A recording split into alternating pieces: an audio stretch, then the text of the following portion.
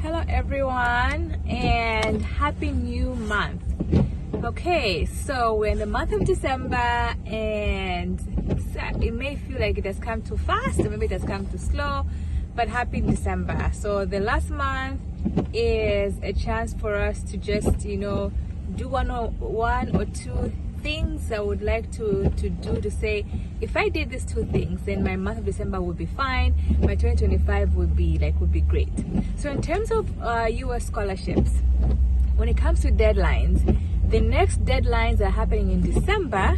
If you want to start school in 2026, August or September, those deadlines are December 1st. So happy new month. Today, December 1st, is a deadline for many applications and scholarships and also recommendation letters. So I am writing many letters for American students who are in high school applying for undergrad, or who are doing undergrad and applying for graduate school, which is master's or PhD. And so yes, I had to spend so according to Zambian time, it's almost a deadline. I still have time, so I'm going to spend time finishing up those letters of recommendation to submit those. And some of them are through the Common App, which you know if you're doing undergraduate study, and some of them are just through directly a school. This is what you won't let me. Yes, so December 1st is the deadline. December 15th is the next deadline. So I know we have a couple of our mentees in this group who are aiming for December 15th. Now the key to applying is that your essays or your statements have to be really good. So I have started this process where if I'm writing you a letter of recommendation, I really want to see your statements. I want to see, just to read through and give you some tips, because for my experience of writing for people, there's a good success rate. So I want to make sure I keep that success rate going, where when I write a recommendation, I know the statement is good, because when it comes to submitting, your essays have to be really good. Then second, your letters of recommendation have to be really strong. Okay, and by strong I mean that they have to be very specific. When someone is writing you a letter, they shouldn't just say, oh, Mary was a great student, they were very good and hardworking, period. No, they have to specify. Mary was a great student, they were hardworking. For example, when I was teaching, science, chemistry, organic chemistry, they worked hard, they came in class and they did this. There have to be examples. That's what makes letters strong and good.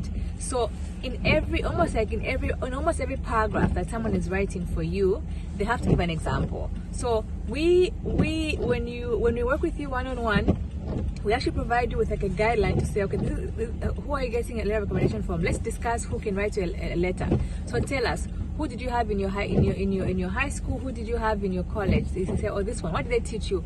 What happened in class? We can actually gauge and say, no, this person, they will not make a good recommender. No, this one they will. And then we try to make it easier for them by actually giving them some points to say, when you ask them to write a letter of recommendation, remind them, say, oh, may you please write me a letter of recommendation. I enjoyed your class. For example, when we're studying, calculus.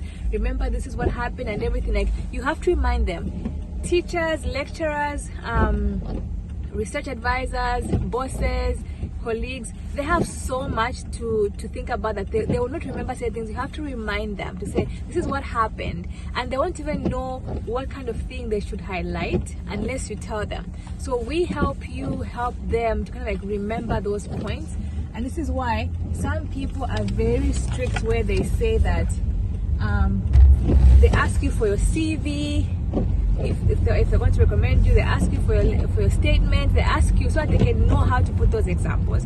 So that is very important. And so when I'm writing a recommendation, I give examples. And then another thing about letter of recommendation is that you when you're in application portal and then you say, oh, I would like to this one to be my recommender, the schools don't want you to see the final letter of recommendation. They don't. They want, because they don't want to think that did this person write the letter of recommendation on their own. They want to make sure that the person who wrote it actually wrote it, that you didn't write it. And so for them to ensure that, you have to sign something called waiving your right to see the letter of recommendation. So you have to waive your right, meaning that you won't see. You won't see the recommendation. So those are the 3 points I wanted to highlight today. I guess 4 deadlines. There's 1st December, there's 15th December, and a few of them may have like end of December, and the next deadlines are in January. But remember, by now, the very first deadlines that happened in this year were October 15th. So already some people have already received their response. Like we have someone in our own group, in our search group, where they submitted for the 15th October deadline, and guess what? 5 days later, they got back an email saying, congratulations, you've been given admission. That is a big deal.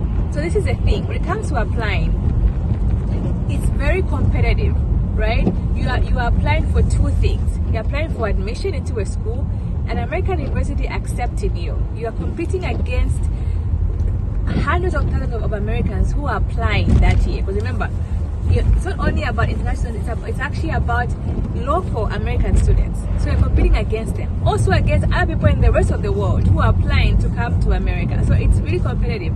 So they have to first accept you into the school. That's a big deal. Then they have to now give you a scholarship. That's a big deal. So when they accept you, it means you are really competitive among hundreds of thousands of applicants for that year. So that's really a big deal. But it's not guaranteed that they'll accept you. This is why Americans themselves, they apply to at least 10 universities, 10 schools, okay, because they know if you only apply to one, it's not guaranteed. Now we have our own mentee in our search group who applied for the very first time and they got accepted. I was like, wow, congratulations, this is great. All of us who've been here, we didn't get admission on the first one. We had to apply to several. Like for me, I remember before I actually applied to the US, I applied to everywhere in the world. I applied to the UK, I applied to Turkey, I applied to Germany, I applied to, I can't remember, but so many schools. UK, one of them accepted me, but the scholarship they gave me was just too little. I was like, I can't afford the rest of this. I remember when I actually went to the UK for a conference, I was like, maybe I should go to the school in person. I was like, visit the school and ask about more scholarship opportunities. But I couldn't really manage to go because I was so that was Southampton, and I was in Cambridge. I couldn't manage to go to one place. So I just ended up going to see my cousins in Manchester. I didn't manage to go to Southampton. I didn't even know where Southampton was in geography, from Cambridge or from Manchester. So that was my story, and that's the story of most of us. You don't get accepted just on the first one. So apply to many, and for each of those, make sure you have strong recommenders. You apply as early as possible. Don't try to apply oh, I'm applying, the deadline is December 1st. Then that same day I'm trying to finish up everything. No, you have to finish up way before, because sometimes internet can be a problem. There'll be some technical issues, maybe on the American end, not only on your end. And those people and what I learned recently is that as people are submitting their applications, they are then also giving out admission and scholarships.